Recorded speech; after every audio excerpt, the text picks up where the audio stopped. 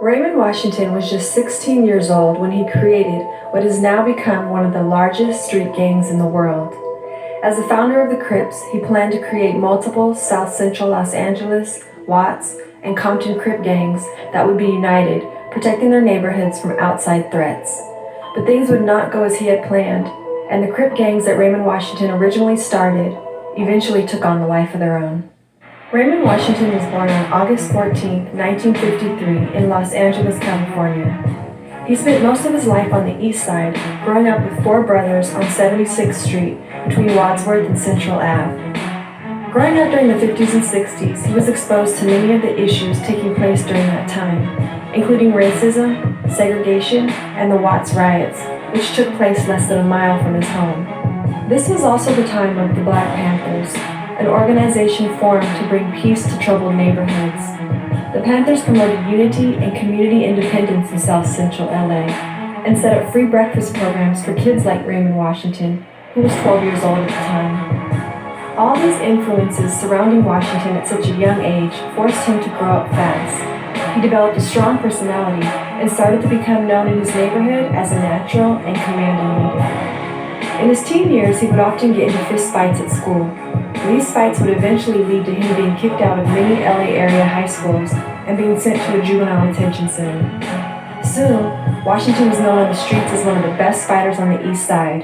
He rarely drank and didn't do drugs.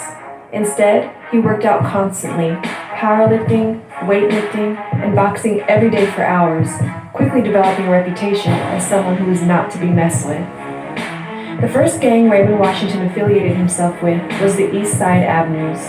However, Washington was much younger than most members of the Avenues gang, and this came to cause problems.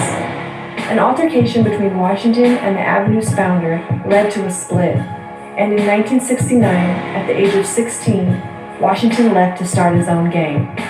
The origin of the name Crips has been debated over the years, with some of the original members saying Raymond first called them the Baby Avenue Cribs, C-R-I-B-S, due to their young age, which then later evolved into the name Crips.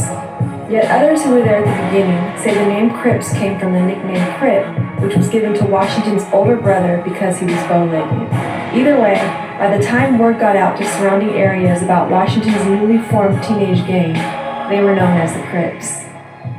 Washington used military-like tactics to organize the Crips. He held meetings at local parks, set up safe houses in case of attacks, and brought together leaders of neighboring gangs to form unions. He also set a dress code: khakis, suspenders, ace-deuce derby hat, leather jacket, earring in the left ear, black glove on the left hand, and a bandana on the left side. As the Crips expanded, Washington would sometimes use a strong arm approach to gain new members, but he was not quick to use guns or knives and would only fight when necessary. In fact, in the beginning, the Crips were not about violence or criminal activity. Woo! Washington had organized the gang, taking from the idea of the Panthers to promote strength in the community and protect the neighborhood from crime and outside threats. He intended for all surrounding area Crip gangs to get along and follow the same code. It wasn't until 1972 that things started to take a turn. Poverty in the neighborhoods of South Central was at a high, and the Crips' activity began to shift to stealing money and clothes to survive.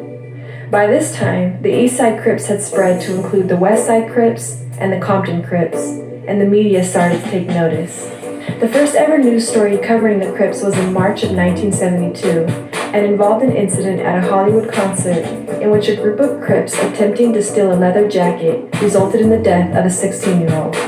Headlines bearing the Crips' name were all over Los Angeles newspapers, and the sensationalized news coverage labeling the gang as a dangerous group helped membership numbers grow.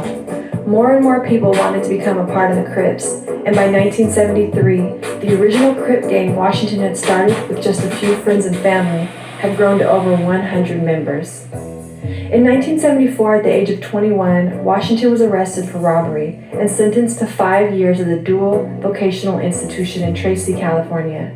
He was the first Crip to ever be sentenced there. While Washington was incarcerated, Crip activities on the streets again began to shift as Crip members started acting out against each other.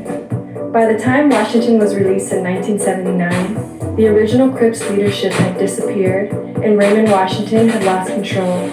Crips were going against each other, Piru and blood gangs had formed, and the chaos had escalated to uncontrollable extremes. Washington attempted to find his place amongst the chaos, reminding members that it was never supposed to be about violence or Crips going against Crips. But as new members came up in the gang, Washington's original ideas were lost, and the Crips became something else. On August 9, 1979, Washington was standing outside an apartment building in Los Angeles when a car pulled up and called him over. As he walked up to the car window, he was shot once in the abdomen. He was rushed to the hospital where he later died. He was 25 years old, leaving behind 3 daughters and 1 son. Same age as Tupac. Although many say Washington knew his shooter, his death still remains unsolved. Washington's murder did not make headlines around the world, but those within South Central LA, Watts, and Compton heavily mourned his death, and still do to this day. The Crips gang today is bigger than ever, with recent estimates stating over 40,000 members worldwide. Because of this, many see Raymond Washington as a ringleader, the man to blame for creating a destructive organization that ruins neighborhoods. However, others see him as a young leader who aggressively fought to protect his neighborhood and recruited others to do the same, yet lacked the foresight to see what the gang would become. Whichever way you see it, Raymond Washington will always be a notable face in California's history.